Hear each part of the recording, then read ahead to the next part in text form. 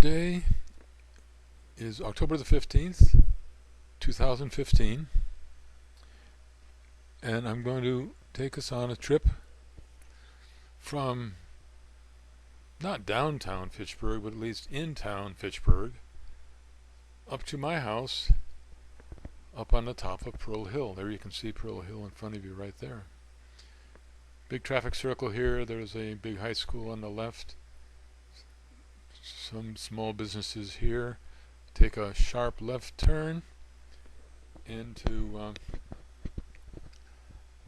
let that car first go by, into High Rock Road.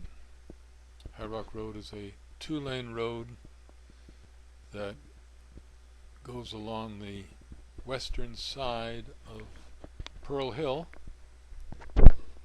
a granite knob that goes basically north-south, peaking at 1,100 feet. Fitchburg itself, the main street, is down in the 600 or 700 foot range, so the top of Pearl Hill is 400 or 500 feet higher than downtown Fitchburg, and we will slowly climb as we drive this. I've chosen today obviously because the colors are here. October is here. It's going to be it's an early color period, but this summer has been very, very dry. We're in a drought, and I'm afraid the leaves will just fall off the trees rather than get their color changed. This area of Fitchburg 150 years ago was all farmland. I don't know what they farmed. Certainly you can't grow, or can't easily grow, corn up here because because it's just not flat, and there is that's it. It's just not flat. I don't know what they grew, but I do know that 150 years ago, around 1850 or thereabouts, the railroads came into town. And look at that tree. Oh, that's spectacular. The railroads came into town, and the farmers sort of were no longer competitive. But luckily enough, at the same time, our Industrial Revolution got rolling. Our wealthy people invested in factories in town. The farmer kids, instead of being on the farm, went to work in the mills, and Fitchburg was a very viable, powerful railroad town. It was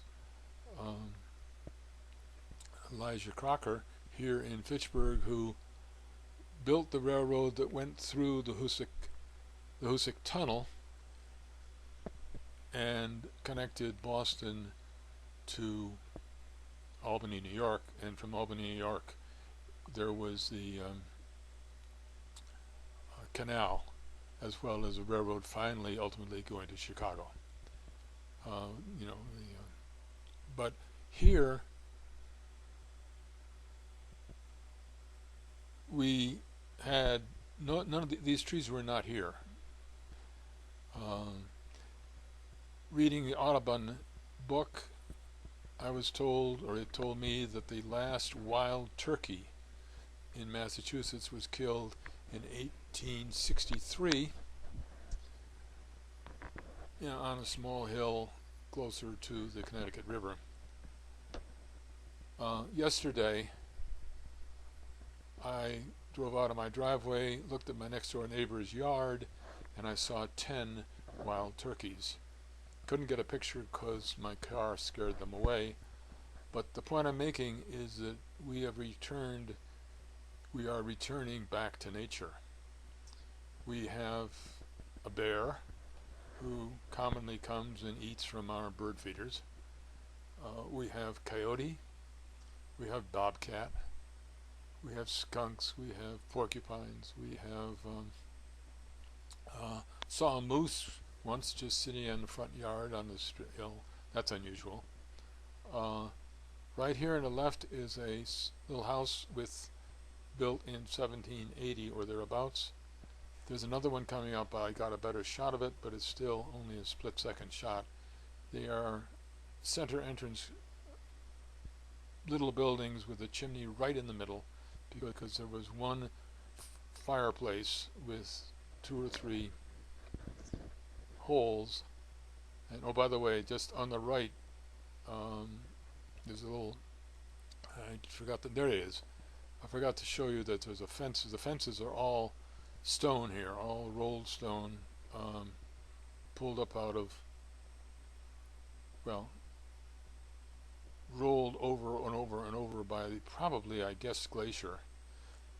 There's a number of stones that are just sitting up on top of the ground. The reason for the name of our hill, our street, High Rock Hill, is there is a stone up near the top over the end of the hill, at the end of the street, which is the size of a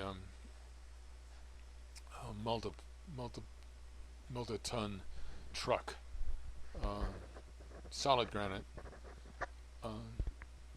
So anyhow, we are now up in a little street headed toward my house. I am about to take the camera and put it outside the window because of the sun is affecting the windshield and making it hard for the camera to see. So it's not quite as, I'm not quite sure where it's pointed, but it's doing all right. You see the colors. Imagine turkeys, imagine fox. My dog went out one day and met a fox. It was a male fixed dog, and the dog and the fox had a little conversation, and the dog said, "That house back there is mine, you can have everything else." The fox agreed it was a good deal, and they split, no problem whatsoever. No reason for a fox to get into a fight, because he's a hunter, and if he got in a fight he couldn't eat. Here is my house. Here is a scarecrow. I wish I had gotten a bigger shot of it, but I didn't. And from the scarecrow we have my shed, and look at that maple tree there. It's losing its leaves already. And finally a little bit of this and a little bit of that,